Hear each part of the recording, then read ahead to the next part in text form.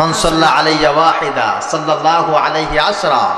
নবীজি সাল্লাল্লাহু আলাইহি ওয়াসাল্লাম বলেছেন, যে ব্যক্তি আমার উপরে একবার দুরূদ ও সালাম পেশ করবে, আল্লাহ পাক রব্বুল আলামিন তার উপরে 10 বার রহমত নাযিল করে দেবেন। এটা তার লাভ, সে করে। কিন্তু আমার আল্লাহ কি বলছেন? ইন্নাল্লাহা ওয়া মালাইকাতাহু ইউসাল্লুনা আলান নবী। আল্লাহ পাক রব্বুল আলামিন বলেন, নিশ্চয় আমি আল্লাহ, ওয়া মালাইকাতাহু, আমার তামাম মালাইকা, আমার যত ফেরেশতা আছে সব ফেরেশতা, ইউসাল্লুনা আলান নবী, তারা সদা সর্বদা সর্বাবস্থায় আমার রাসূলের উপরে দুরূদ ও সালাম পেশ করতে থাকেন। সুবহানাল্লাহ।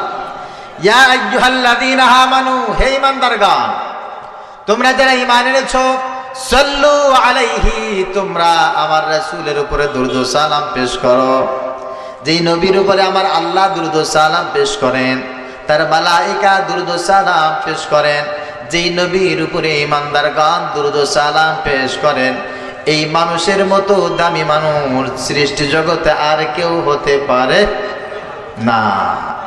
আমরা সবচাইতে বড় ভাগ্যবান, কারণ আমরা এমন একজন নবী পেয়েছি, যেই নবী খাতামুন নবিয়্যিন, সাইয়্যিদুল মুরসালিন, শাফিউল মুজনাবিন, মুহাম্মদুর রাসূলুল্লাহ সাল্লাল্লাহু আলাইহি ওয়াসাল্লাম। এই কারণে আমরা সর্বশ্রেষ্ঠ, আমরা সবচাইতে বড় ভাগ্যবান, আলহামদুলিল্লাহ। আমরা আবার অন্য দিক দিয়ে সবচাইতে বেশি নিকৃষ্ট, কারণ এই নবীকে পাওয়ার পর, এই নবীকে না চিনে, না জেনে, না বুঝে এই নবী থেকে আমরা অনেক দূরে চলে গেছি। এই জন্য এই উম্মত সবচাইতে ভালো উম্মত হবে তখন যখন নবীকে চিনে, নবীর পরিচয় আঁকড়ে ধরতে পারবে, নবীর সিরাত গ্রহণ করতে পারে।